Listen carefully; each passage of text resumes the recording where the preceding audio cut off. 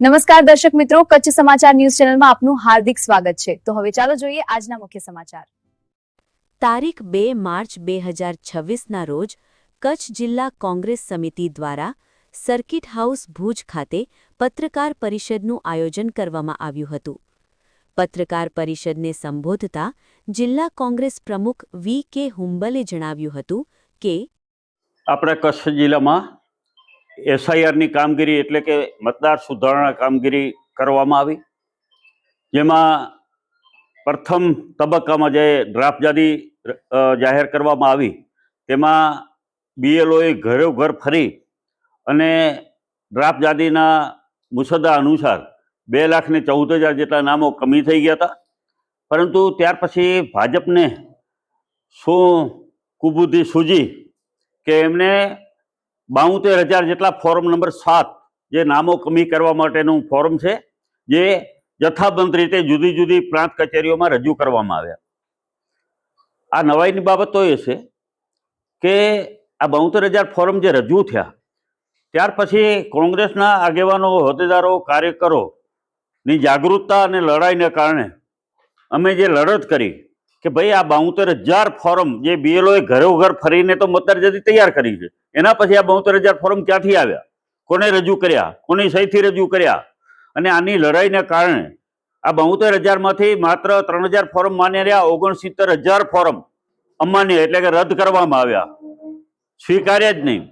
એનો મતલબ એ થયો કે ભાજપના નેતાઓના ઈશારે, ભાજપના આગેવાનોના ઈશારે આ ફોર્મ રજૂ કરવામાં આવ્યા હતા, જેમાં નામો ખોટા હતા, સહીઓ ખોટી હતી, મોબાઈલ નંબર ખોટા હતા, ચૂંટણી કાર્ડના નંબર ખોટા હતા, અને અમારી માંગણીની રજૂઆત એવી હતી કે આ ફોર્મ આવ્યા ક્યાંથી તમે મેળવ્યા એની તપાસ કરવામાં આવે અને જે પણ જવાબદાર હોય એની સામે ગુનો નોંધવામાં આવે। કારણ કે કાયદાની જોગવાઈ મુજબ કોઈ પણ મતદાર યાદી સાથે ચેડા કરે, ખોટી માહિતી આપે તો એમાં સજાની જોગવાઈ છે, અને આ સજાની જોગવાઈ મુજબ ગુનો નોંધાય એના માટે આજે અમે એસપી કચેરીને આવેદનપત્ર આપવાના છીએ।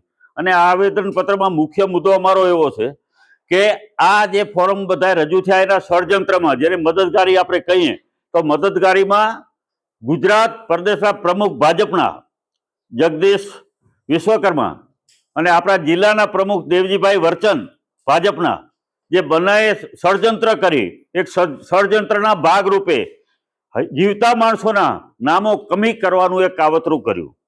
મિત્રો, નવાઈની બાબત તો એ છે કે 69,000 જેટલા ફોર્મ ખોટા રજૂ કર્યા એટલે ગંભીર બાબત કહેવાય, અને આજે આપણી ચૂંટણી પ્રક્રિયાને આખું વિખેર કરી નાખવાનું એક આ વ્યવસ્થિત કાવતરું હતું।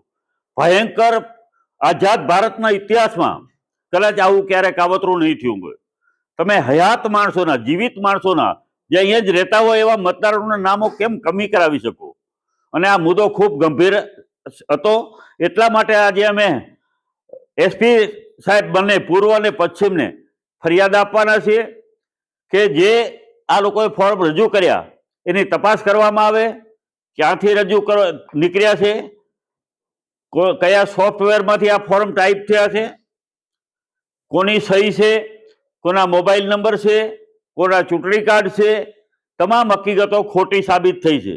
અને બીજી વાત કે કાયદાની જોગવાઈ મુજબ કોઈ પણ બ્લકમાં એટલે કે જથ્થાબંધ રીતે કોઈ નામો કમી કરવાના ફોર્મ આપી શકતા નથી। તેમ છતાં જથ્થાબંધ રીતે ફોર્મ દરેક પ્રાંત ઓફિસે આપવામાં આવ્યા તો એક તો સ્વીકારનારનો પણ ક્યાંક ને ક્યાંક દોષ ગણાય, ગુનો ગણાય કે એને આટલા જથ્થાબંધ ફોર્મ જે બીએલઓ પાસે સમક્ષ રજૂ કરવાના હતા એને બદલે પ્રાંત કચેરી કેમ રજૂ કર્યા અને સ્વીકાર્યા કોને, એની પર તપાસ ક્યાંક ને ક્યાંક થવી જોઈએ। આ અમારી રજૂઆત અને માંગણી છે।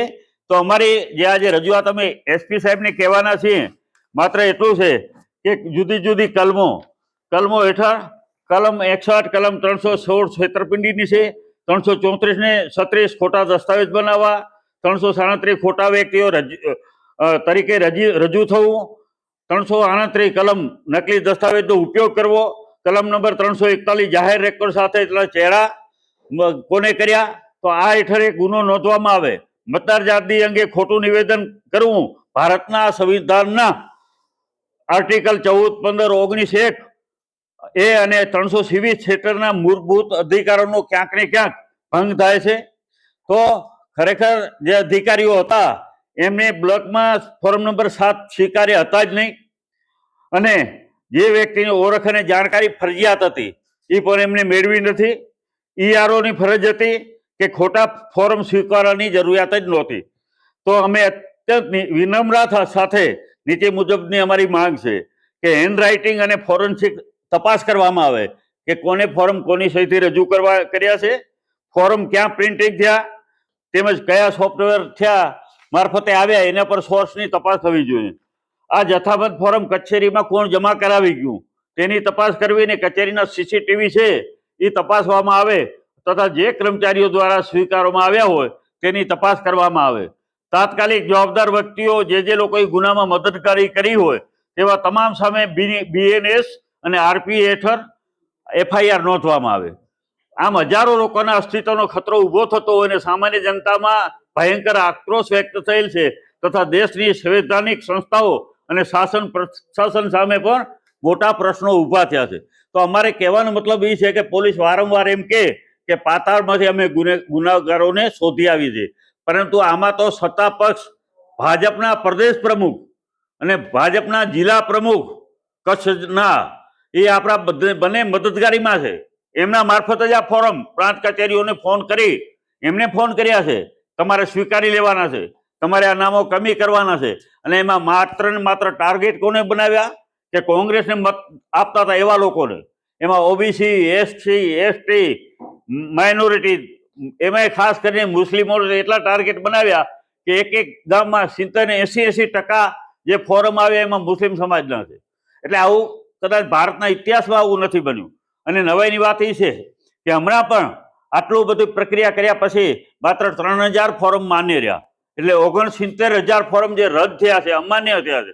તો એનો મતલબ એ થયો કે ફોરમ ખોટા ભરી અને આખું વ્યવસ્થાને ખોરવી નાખવા માટેનું વ્યવસ્થિત એક કાવતરું હતું.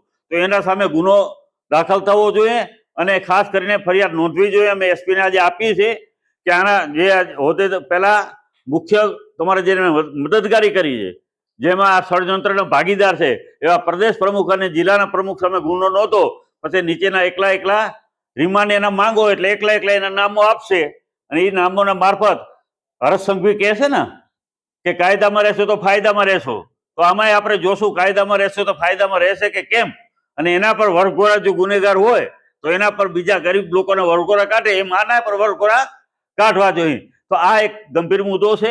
એના માટેની અમારી આજ પ્રેસ હતી. આ પ્રેસમાં અમારા આગેવાનો જિલ્લા કોંગ્રેસના ભાઈ રમેશભાઈ ગરવાજી, ભાઈ શ્રી રામદેવસિંહભાઈ જાડેજા, કિશોરદાનભાઈ, લાખાજીભાઈ, બેન શ્રી અંજલીબેન, ગનીભાઈ કુંભા, તમામ આગેવાનો પણ અહીંયા હાજર હતા. અને ખાસ કરીને જો આ એસપી આ મુદ્દાને ગંભીરતાથી નહીં લે તો એની સામે પણ અમે બધાને સાથે મળી અને કોર્ટમાં અમે રજૂ દાવો કરીશું, એટલું આપણા માધ્યમથી અમે કહેવા માંગીએ છીએ. આજે અમે આવેદનપત્ર નહીં પણ એક ફરિયાદના રૂપમાં અમે ફરિયાદ પણ આપવા આજે એસપી કચેરીએ જઈ રહ્યા છીએ. આપનો આભાર, ધન્યવાદ.